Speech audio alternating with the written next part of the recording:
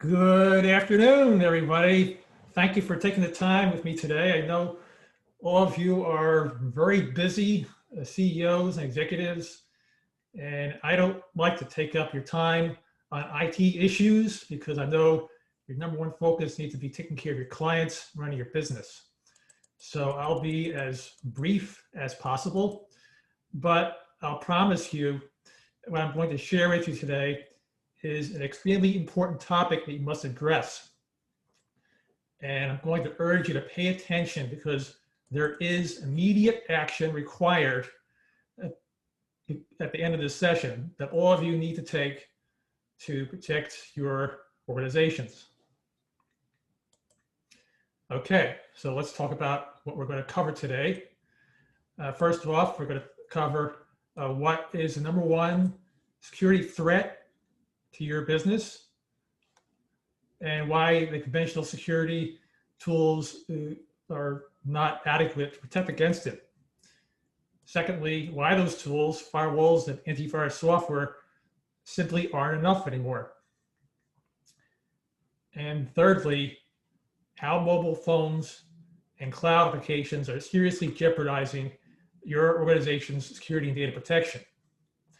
Because in the past years, there's so many cloud applications that have gotten out there and it's getting out of control. And how do you deal with that? And plus the proliferation of mobile phones. Ultimately, we're going to cover how to avoid being a sitting duck and protect the most important thing, which is your business. And I've got a special bonus today I'm going to make available at the end of this session. And that is a free mobile device security and acceptable use template for your use. And I've emphasized the importance of having adequate controls over your mobile devices. So this is a very important value. And also we're going to offer a free consultation to talk about a little more one-on-one with you about your business and what your needs are and making sure that you have the proper security and protection in place. So if you could just do me favors, hang around until the very end. We'll talk about all that and how you can get that all free for your organization. First of all, before we get rolling, I know there are some of you here today that I have never met. So for those folks, let me briefly introduce myself. So who is this guy, David Quick? Well, I founded Total Cover IT in 2008. I'm the president and CEO of the company. We've been in business for about 12 years, but I've been in the IT profession for over 20 years. And I also have a background in accounting and finance. I was an accountant for a number of years before I even went into IT. So I do understand the business side of things as well, in addition to the IT. My last full-time position was as IT director for an accounting firm. So I have experience in managing large networks, but that experience I now take to my clients and be able to handle smaller situations as well. Basically bring corporate IT to the small business. Okay, so now let's get to it. So let's talk about the cybercrime business. I'm going to emphasize that this is an actual business. Back in the early days of hacking, hackers that did this kind of for the fun of it, and to be more of a nuisance to themselves. But now it's gotten a little more sophisticated, and by and large, hackers are doing this for money. Maybe there's still a few hackers that still may be doing it for kicks, but they are far in the minority now. It's more so a business, and it's a very lucrative one at that. And let's talk a little bit about the evolution of crime. In the early days of crime, criminals would just go on a train with a gun and just stick them up and extract the money they need from passengers. It was very efficient because trains in the earlier days, traveled over large areas of territory that were not under the control of police or any other force of law. So it was a very easy target. And generally, these passengers were very wealthy people. So having all these wealthy people all in one location, they now have a captive audience to go in and efficiently extract the maximum amount of money possible. Today, we live in a digital world, but in many ways it's the same. But instead of trains, we have organizations like Facebook, Microsoft, Twitter, all encompassing large amounts of user information. And hackers just go after those large targets to extract their data, very much in the way that they did, criminals did with trains. And a good example of this was JP Morgan. You would think that JP Morgan, they have probably the wherewithal and the means to have the best security infrastructure possible, but even they were hacked. And as a result, information from 80 million households and 7 million businesses were exposed by them. And it all goes back to the concept of the train. But in this case, JP Morgan is a train. It was a very large target, has a lot of passengers on it with valuable information that can be sold for a lot of money. And it's essentially the same principle. You just stick them up and they just get in a hacking way and get their data. Now it's a thriving black market. I mean, the hackers do this because they can get money for what the data that they extract. And here are some examples of that. Basically, credit card details, iTunes accounts. You can get credit cards themselves, and not to diminish anything, but there are such things as fake ATMs out there, and hackers buy them and they use them. So, this is essentially a business. There's like a whole infrastructure in place in the dark web for hacking. It's like think of it as a franchise. It's like a dark franchise. Somebody with very little resources or money, and next to no technical knowledge, can get hacking software from these hacking development companies or organizations rather, and make a deal with them that, okay, I'm gonna use your tools and I'll pay you X percentage of the monies that we generate as a result of that. And these hacking groups, they even have like things like help desks and support for their customers, the people that are using the hacking software, to make sure that they get a maximum benefit from it. So it's a very sophisticated enterprise that is going on here.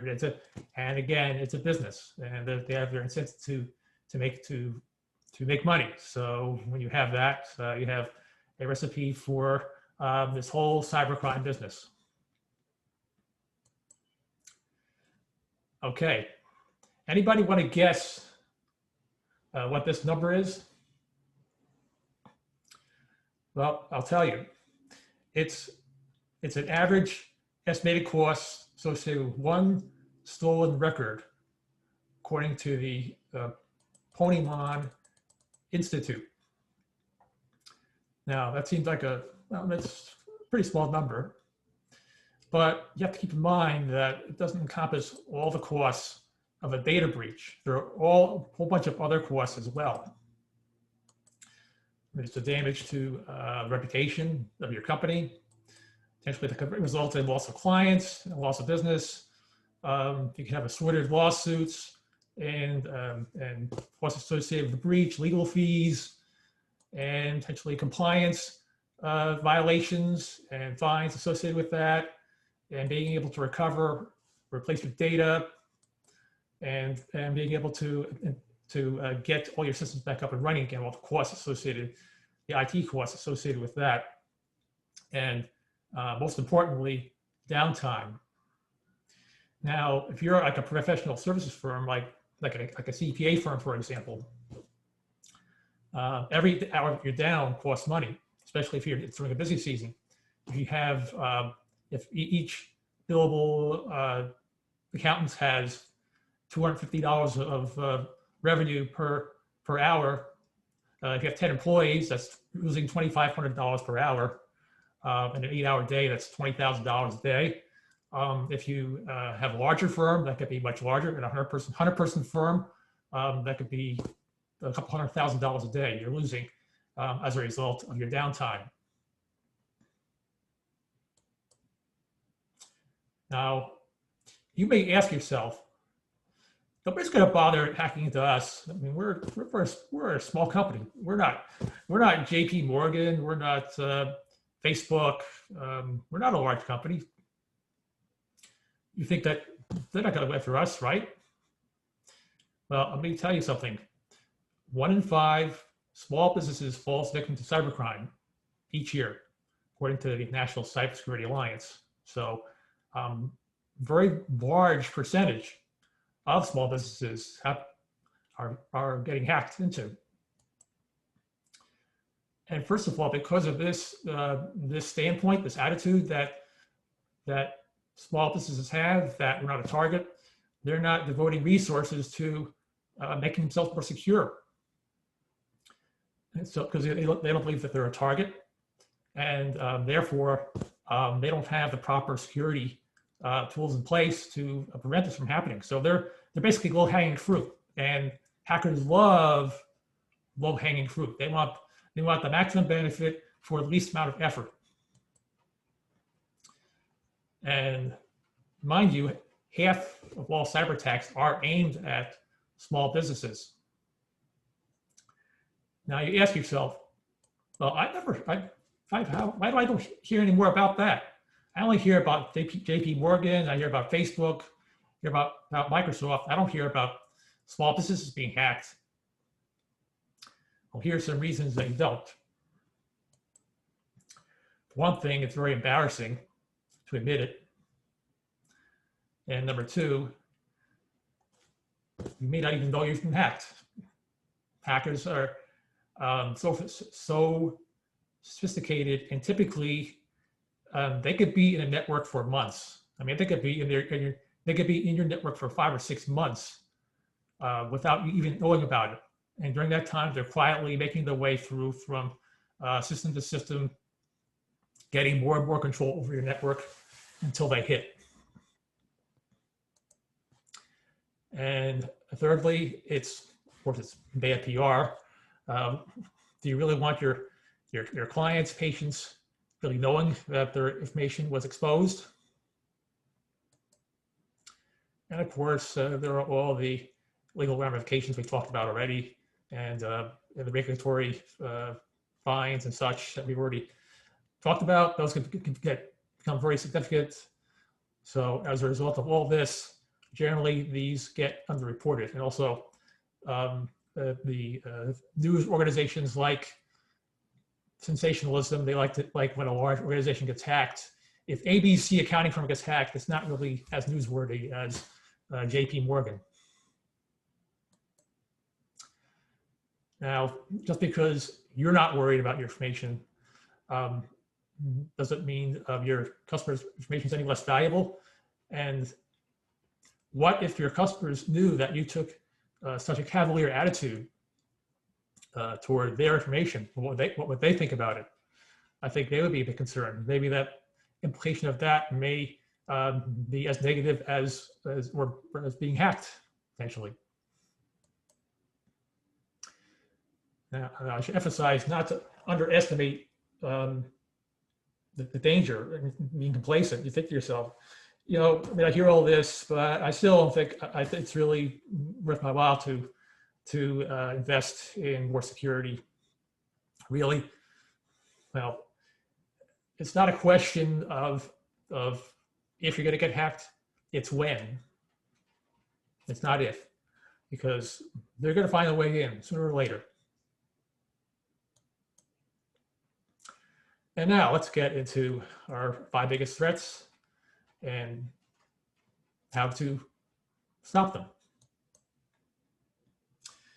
Now, any of you have a thought as to what the biggest threat is? Number 1 threat? Anybody? Well, let me tell you, the number 1 threat are your employees. Because employees may, even though they're doing good work for your company, they may do things to inadvertently, not intentionally, to cause problems and cause exposure to your network. They can delete information, click on phishing emails, or logging into compromised pages, and that may download malware to their computer and spread it to your network. And there's a lot of file sharing applications out there, tools that just go ahead and just download and use without perhaps not even telling you about it. And that those tools may have very loose security configurations and may potentially expose your data. Dropbox is one example of that. And we talked about the good employees. Now, what about the disgruntled employees? Ones you fire. If you fire them, typically in the olden days, you fire them, you show them the door, and you're done, and that's it. Well, it's not quite that way anymore, because you fire them and show them the door, and it's not really a real door anymore, because of all these cloud applications that are out there. If you don't control those cloud applications, they can still get access to your data. So they can do a huge amount of damage to your company. Even if you physically send them out the door and they can't get back in, they still can get into your cloud apps. I mean, they could delete important data, they could steal software, they can steal some private information, they can do all kinds of damage to your company. Now let's talk about shadow IT. Now, getting back to your employees. Employees can have access, well, they do have access to a whole plethora of applications on the internet, and they want to get their work done. So without your knowledge, they just go out and download whatever they want to use and use it to do their work and go about their day. They think that they're doing good for you.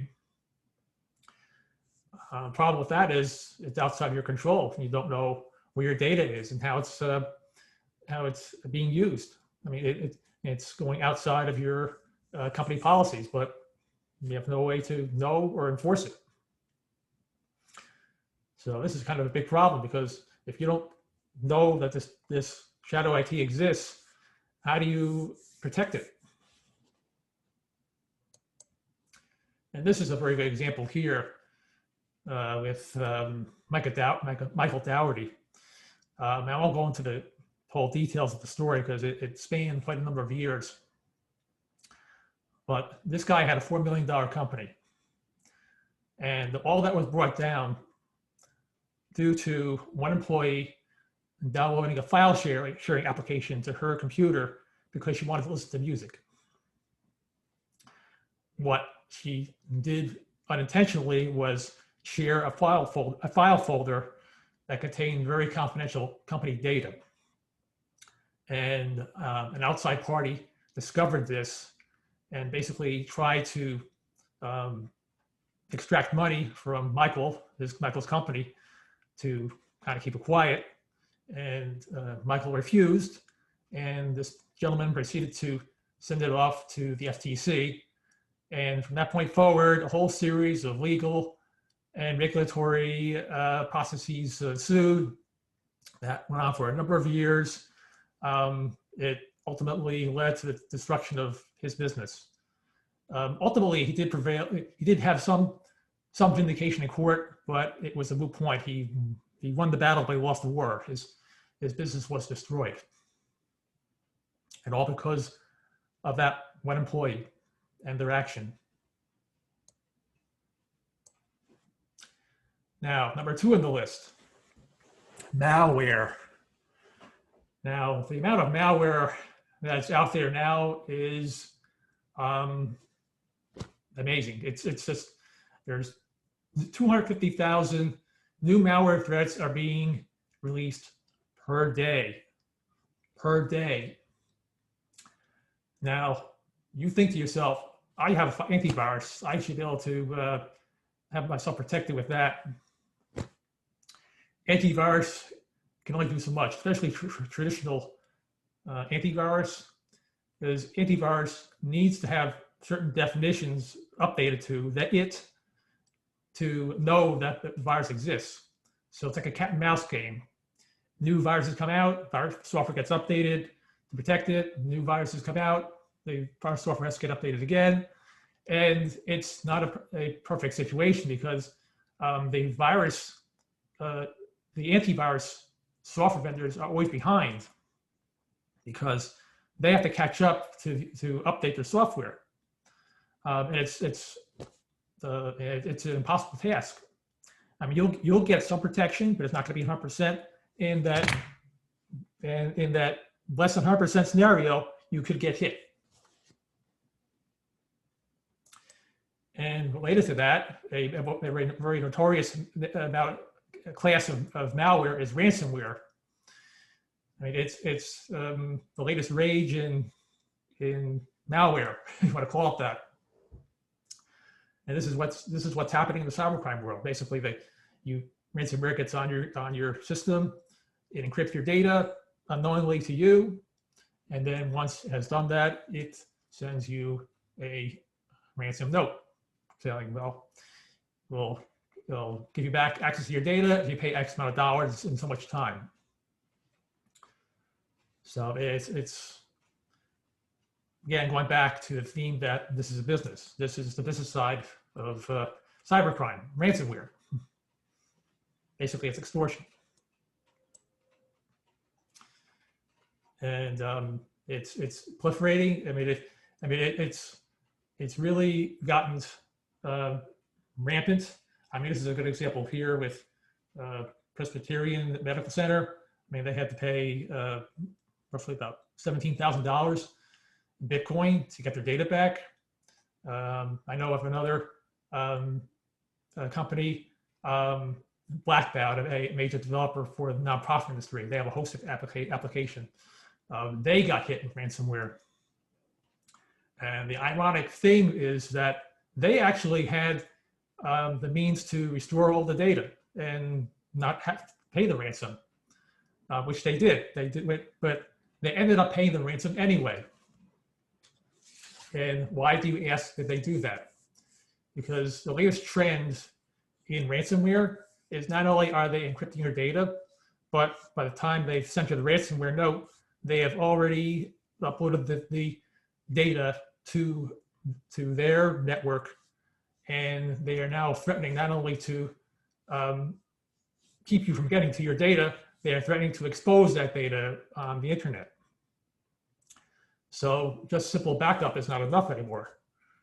So now it's open season. They just throw your data onto the internet, and you have no more control over it. And this is a very growing trend in ransomware. Okay, number 4, mobile devices. How many of you have mobile phones? And how about your employees? And do you access your corporate email on that phone? I mean, this is a very large and uncontrolled situation. I mean, you have a kill switch to wipe your phone if it gets lost or stolen. I mean, over the past couple of years, in this case, 2018 to 2019, between 1 million and almost 2 million users have been attacked with mobile malware. Basically, a mobile device is like a computer. Like any other computer, it can be hacked into. And there are, just as there are malware applications for a computer or for desktop computers, there are malware apps for mobile devices. And you can be downloading a malware app, even inadvertently, that may look like a regular application, like a mobile app, thinking it's something useful you can download, not knowing it's actually malware. And this is very dangerous because mobile phones are largely uncontrolled, and if you put company data on there, like your email, that could be a recipe for disaster.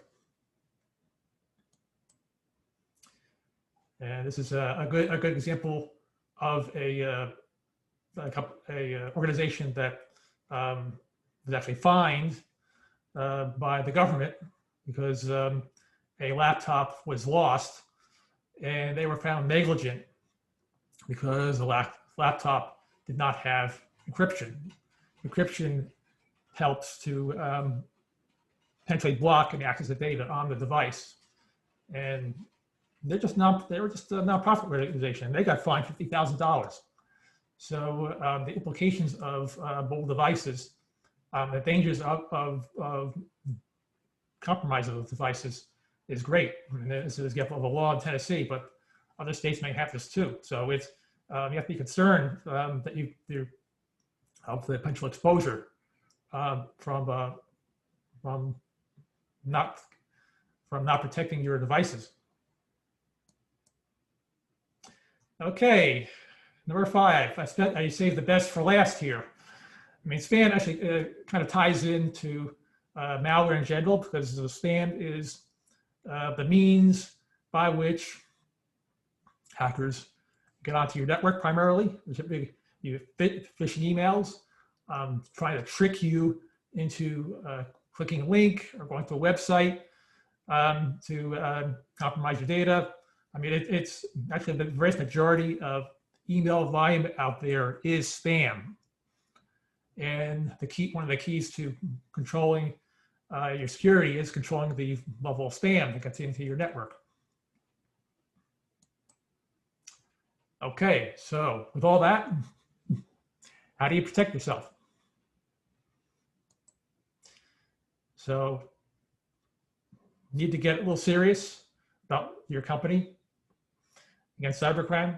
I mean, you have to just get away from the cavalier attitude that you're not going to get hit, because it's just so prevalent, because there's just a matter of time before you do. So you just need to get serious about that. Okay, so here are some 3 steps that I recommend that you go through to better protect your organization. First off, we would do a threat assessment. So identify the gaps. Are employees using company-owned devices? What are they doing for work at home?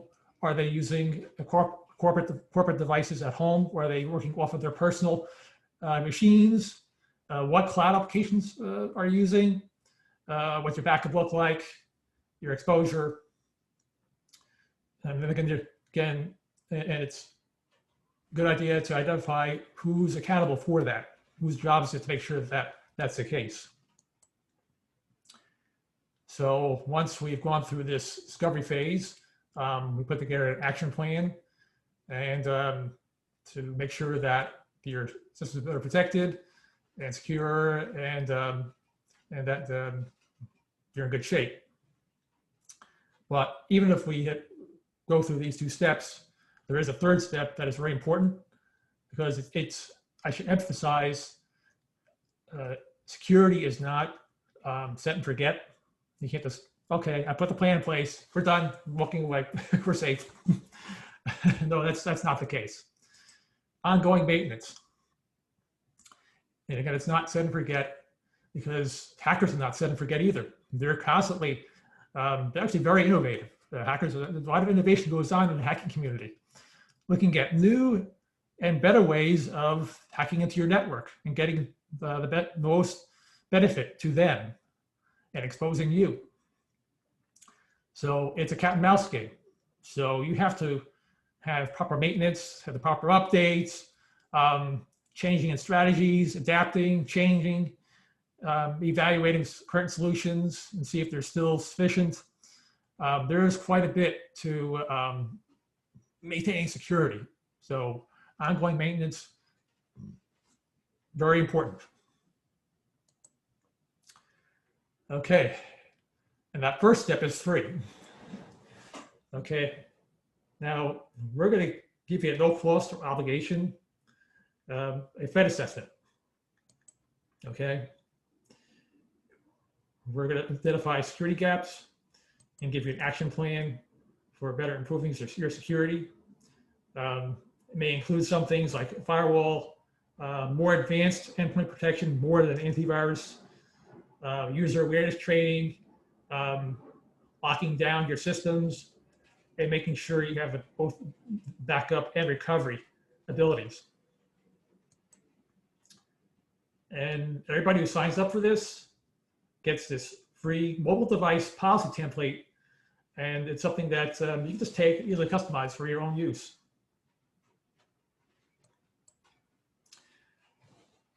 Now, I would love to offer this to everyone here today, but the reality is I only have so many hours in a day.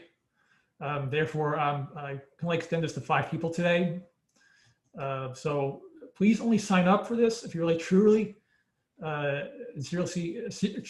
genuinely serious about being more strategic in your IT, and don't sign up if you're just only mildly curious. Also, I want you to know there won't be any heavy sales pressure to buy anything or to work with me. Now, of course, some of you may decide that you want to do that and hire us, work with us, and that's great, but that will be your decision. All I want to do today is provide you a lot of value, answer your questions, show you some ways to be smarter and more strategic about your IT, and show you some things you might not even be aware of. Finally, there's an application process for this consultation. And that's because, one, I want to make sure I can help you. And two, there's some information I need to get about you and your organization before we can schedule the first meeting to help me prepare for our time together and to make the meeting as productive as possible. And here again, re-emphasizing these points here. So that's a little bit about what we're offering. And we'll get that application to you today. And if you just get back to us before the end of this week, by the end of Friday, that'd be great. And that's all I have for you today. And I'm certainly, we're finished up quite a bit early today. And I certainly would be more than happy to take any questions.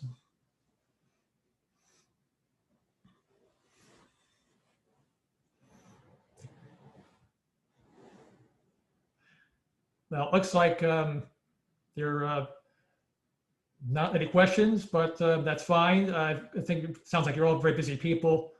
So I'm going to give you all of your time back. And just signing off here, David Quick, Total Cover IT. I really appreciate that you're taking time today. And I really appreciate your attending here and hearing about this. Thank you.